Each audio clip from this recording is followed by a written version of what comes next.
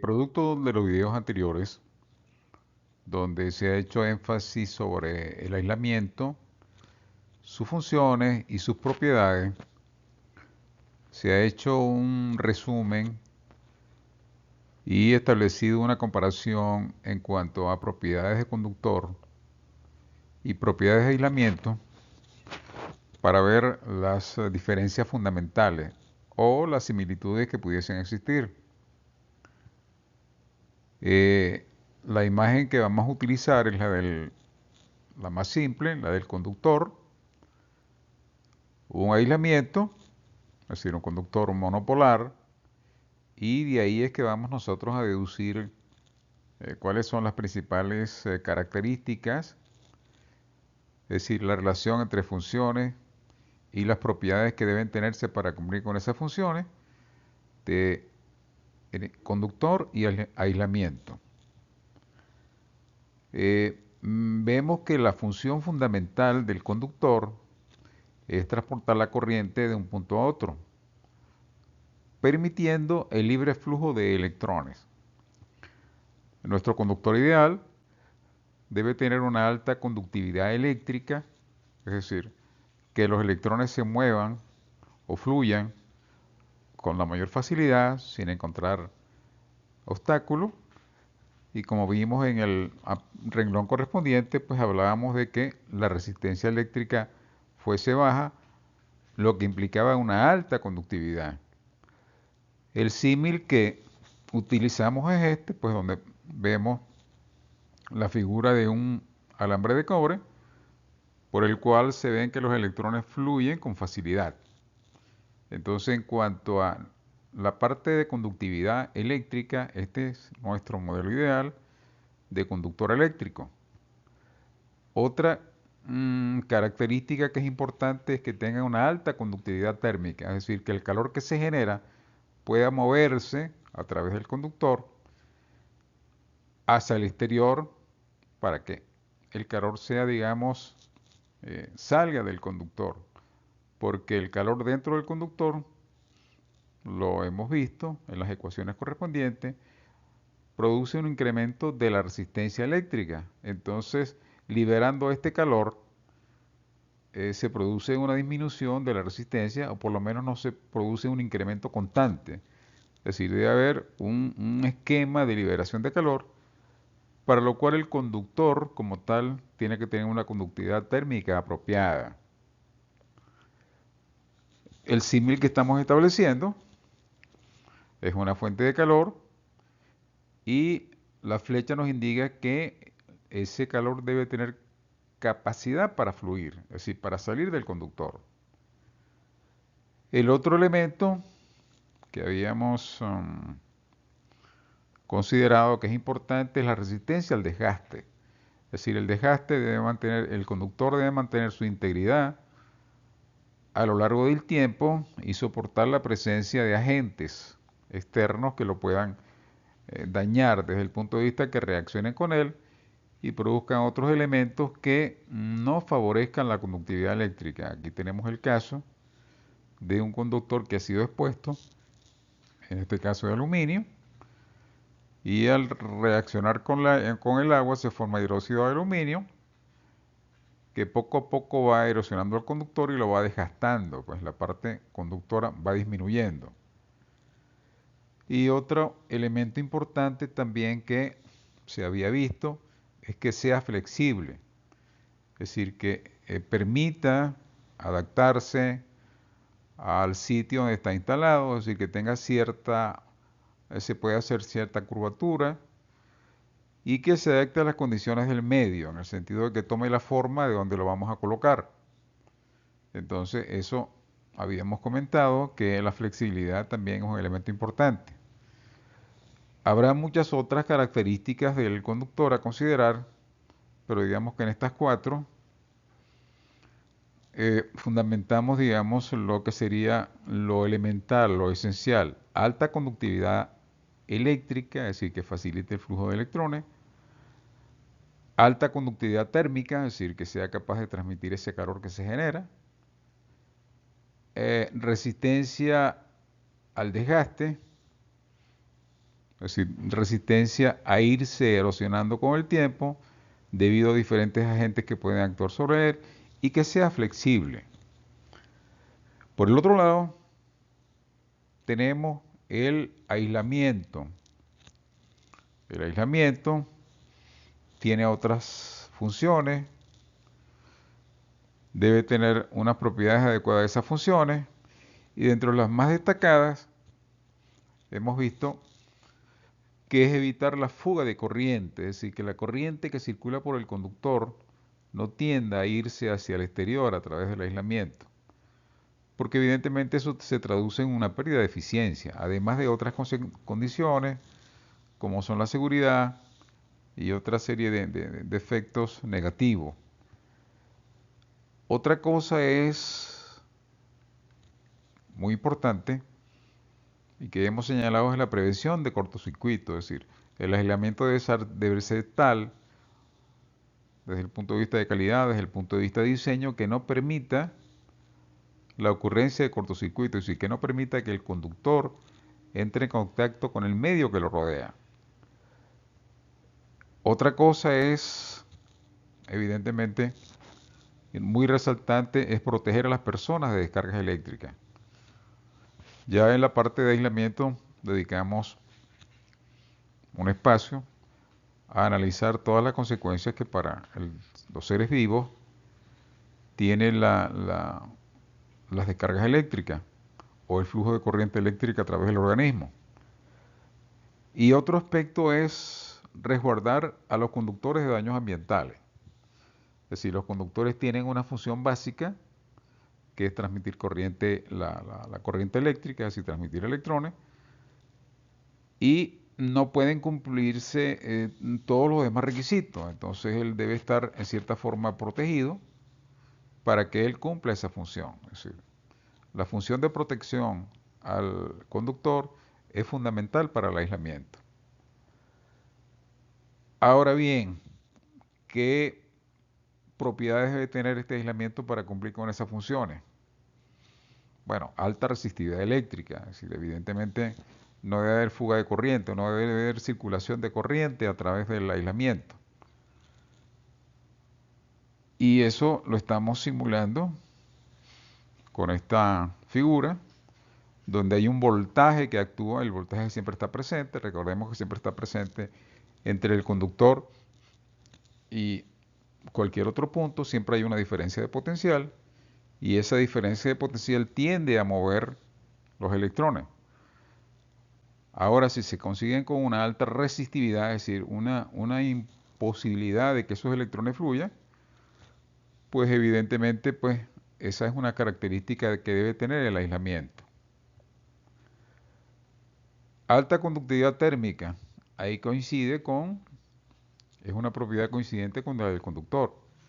¿Qué significa alta conductividad térmica? Que el calor que se genera en el conductor que es transmitido al aislamiento, a su vez el aislamiento sea capaz de transmitirlo al entorno, al medio que lo rodea. Y evidentemente, entonces vemos que hay una ecuación de flujo de calor, donde el calor se produce por efecto Joule, como siempre hemos visto, por calentamiento se produce en el conductor. Evidentemente, mayor corriente y mayor resistencia origina mayor calentamiento.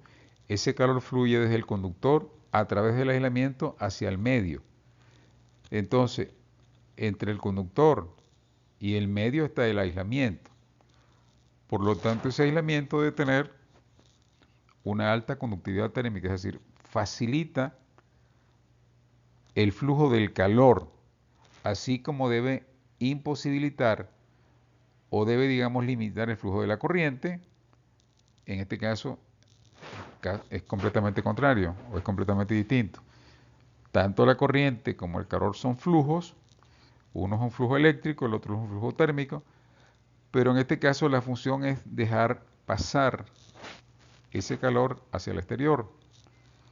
Entonces ahí es donde interviene, digamos, el aislamiento con su alta conductividad térmica. Resistencia a agentes ambientales. Ok, es decir, tiene la función de proteger al conductor, pero ¿lo protege de qué? Lo protege de lo que está en el ambiente. ¿Qué hay en el ambiente que puede dañar al conductor? Bueno, está la humedad y están los agentes químicos. Y también el aislamiento de autoprotegerse contra ciertos agentes ambientales. Por ejemplo, aquí tenemos la gota de agua que representa la humedad, el recipiente químico, lo que sería, digamos, un tubo de ensayo, y representa pues los químicos que pudiesen actuar sobre el aislamiento. No debería permitir pues que esos químicos lleguen al conductor, ni que la humedad llegue al conductor, o al menos si no evitarlas, por lo menos minimizarlas.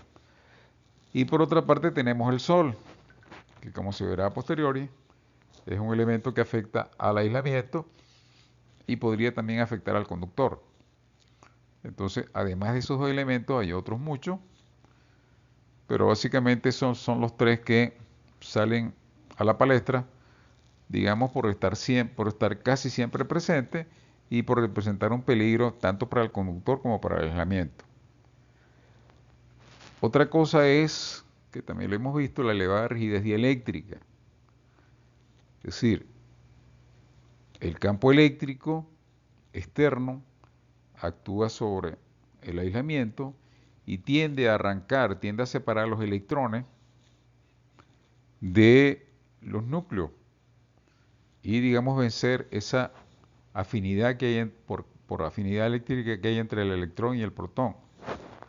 Entonces, esa fuerza interna debe ser lo suficientemente grande como para que no se desprendan y no se produzca la corriente eléctrica. Aquí de nuevo tenemos la figura donde vemos el campo eléctrico externos y vemos, digamos, esa fuerza interna que se produce dentro de los átomos para evitar que esos electrones se liberen, es decir, no permitiéndoles escapar. También se ha visto que llega un momento en que el campo eléctrico es tan fuerte que se produce la ruptura y los electrones evidentemente se escapan. Y se produce lo que se llama una corriente, lo que se llama corriente eléctrica y una destrucción del aislamiento como tal. Otra propiedad importante es la resistencia mecánica. Aquí vemos o se simula el efecto de tracción sobre un conductor y lo que nos indica es que también debe tener una resistencia mecánica para que el aislamiento no se rompa. Eso depende de cada tipo de aislamiento y es un tema bastante extenso, pero conceptualmente tenemos que tener eso claro, de que también el aislamiento tiene que tener una resistencia mecánica. Y otra cosa que es importante para el aislamiento es la estabilidad térmica. ¿Qué significa esto? Que si el aislamiento está sometido a temperatura, digamos cables que trabajan a 60 grados, cables que trabajan a 90, cables que trabajan a 105, cables que trabajan a temperatura mucho más alta, pues deben conservar sus propiedades en el tiempo. Entonces ese es el concepto de estabilidad térmica, es decir, ser estable, es decir, conservar sus propiedades a las temperaturas establecidas, es decir, que no se degrade el material. Esto lo representamos por este gráfico, donde en el eje occidental se representa la temperatura y en el eje vertical queremos visualizar que esas propiedades permanezcan. La línea recta nos indica que si la temperatura aumenta o la temperatura varía dentro de ciertos rangos, las propiedades se mantienen estables. ¿Cuáles son las propiedades? Bueno, todas las propiedades que hemos enunciado, pues, así que no se deterioren de una manera sustancial cuando la temperatura está dentro de los rangos permisibles. Concluyendo, en este punto, tenemos la figura, en la imagen vemos como al acercar una carga positiva a un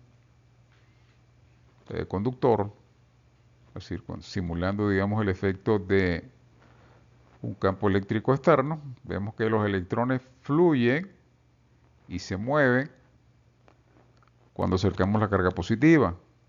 Se mueven hacia arriba buscando la carga positiva. Cuando es negativa, pues ocurre el efecto contrario, los electrones se desplazan.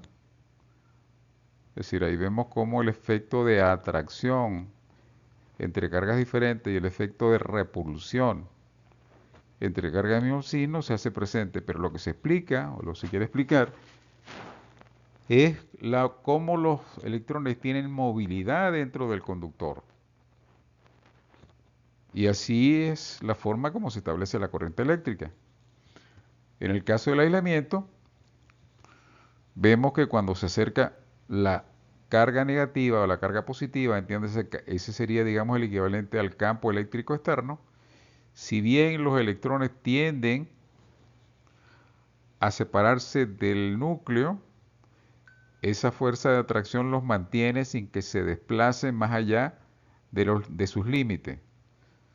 Entonces, aquí vemos realmente que se produce el efecto de aislamiento como tal, es decir, ok, hay movimiento de electrones, pero no hay polarización de las cargas, pero no hay un movimiento de electrones que permita salir fuera del área de influencia. Entonces aquí se produce evidentemente el aislamiento, mientras que en el primer caso que estamos viendo, en el caso del conductor, sí se produce el desplazamiento de los electrones dentro del conductor. En el segundo caso, se polarizan, pero no se desplazan hacia los extremos. ¿Qué significa? Significa esto que hay que alcanzar ciertos niveles de voltaje, que es lo que hemos denominado rigidez dieléctrica, para que se produzca el desplazamiento y se dé el cortocircuito como tal. Entonces, con este resumen, digamos, se establece una comparación, o se ha establecido una comparación entre el conductor y el aislamiento desde el punto de vista de sus funciones y las propiedades asociadas que deben tener.